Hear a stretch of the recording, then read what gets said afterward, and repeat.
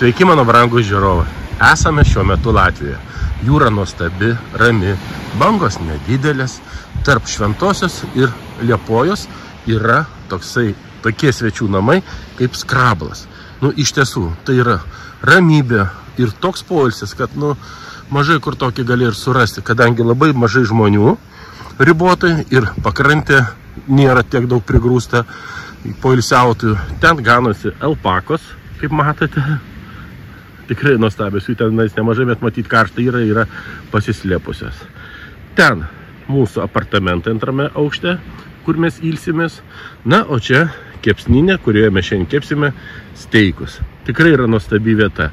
Ir aš tikrai rekomenduoju, jeigu kažkas nori šeimos šventės švęsti ar vestuvės, aš manau, ponia Jelena visada jūs čia priims. Taip kad kągi, eisim marinuoti mėsytę. Čia mūsų šeimininkės darželis. Kokios salatėlės gražios, garbanotosios.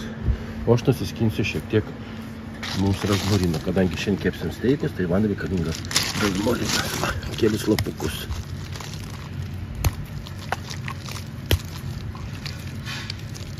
O taip.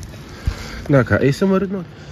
Štai turime nuostabios jautienos brandintos ir dabar pabandysim pamarinuoti. Ką aš iš pradžių padarysiu? Pabarstysiu kepsnių prieskoniai šiek tiek.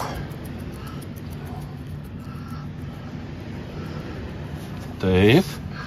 Tuomet aš turiu svanų druskos iš Gruzijos, kur parsivežiau. Irgi šiek tiek pabarstysime. Truputėlį juodųjų maltų pipirų.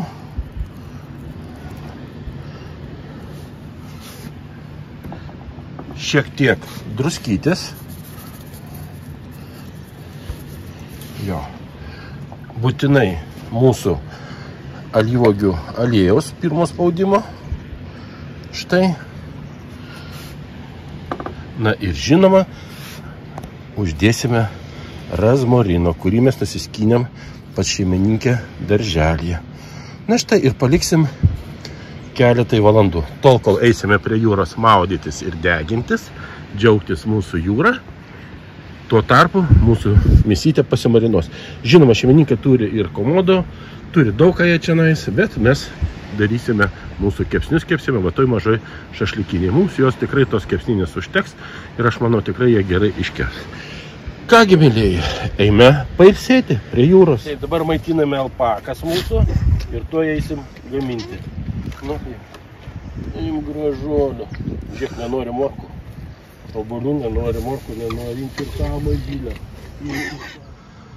Ką, alpakos pamaitintos, pašertos. Dabar ir mes kažką tai bandysim. Įdėjau medžio spagečių, kaip aš vadinu, aš nenaudoju degaus skysčio, nes vis dėlto įgauna nemalonų kvapą anglis ir po to tas viskas jaučiasi mūsų patiekaluose. Aš naudoju, kaip vadinu, medžio spagečius. Dabar įkursime anglis, o tuo tarpu įdėsime mėsytę į groteles ir bandysime kepti. Štai matot, kaip greitai įsidepsnoja ir bus kokybiška mūsų mėsytė, neturėdama jokių specifinių kvapų. Mėsytė paruošta ir aš garniūrui dar naudosiu bulvytės, šviežias bulvytės, truputį paslakščiau alyvuogių aliejum ir pabarščiau ponios Zofijos prieskoniukais.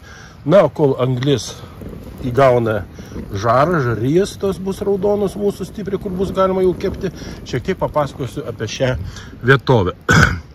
Kada pravažiuoja Lietuvos ir įvažiuoja į Latvijos sieną, iš karto po kairę pusę yra posūkis ir lentelė Nida. Aš iš karto nesupratau, kas tai tokio, bet pasirodo, tai yra vietovė, kaimas galbūt, kuris vadinasi Nida. O būtent šita vietovė vadinasi Skrablas. Ir man buvo įdomu sužinoti, iš kur, kodėl toks pavadinimas keistas. Pasirodo, čia kažkada tai buvo daug pagalbinių pastatų, klonų, maždaug tokie kaip šitas.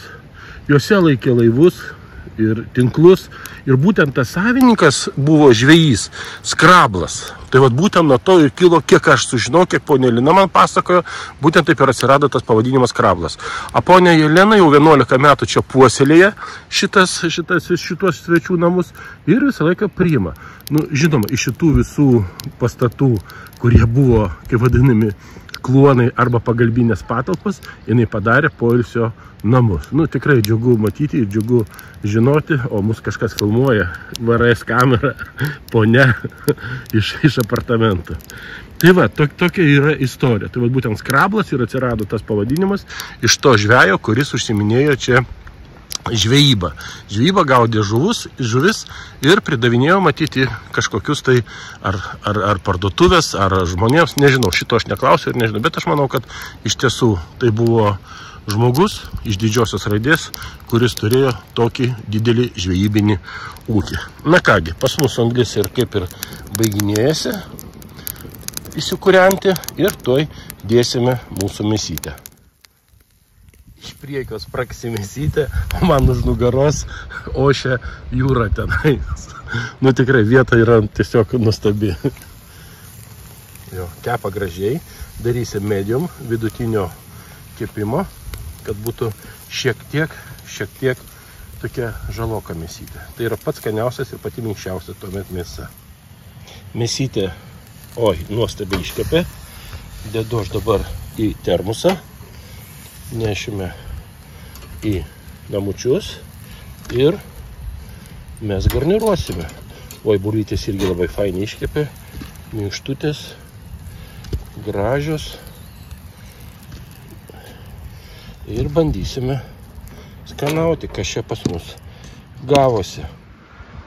Na ką, brangiai, patiekalas paruoštas degustacijai. Olialia, kaip gražiai gavosi. Jūros peizaže ir labai skanios naminės giros varniukų užsigerimui mes pagaminame būtent tokį steiką. Steiką, kurį dabar degustuosime iš tiesų jūros fone. Esu dėkingas Skrablo savininkiai už tai, kad leido mums čia pagaminti, improvizuoti ir degustuoti šitą maistą. Kągi, mėlyje, kaip visada, bandykite, gaminkite ir džiaukitės gyvenimu.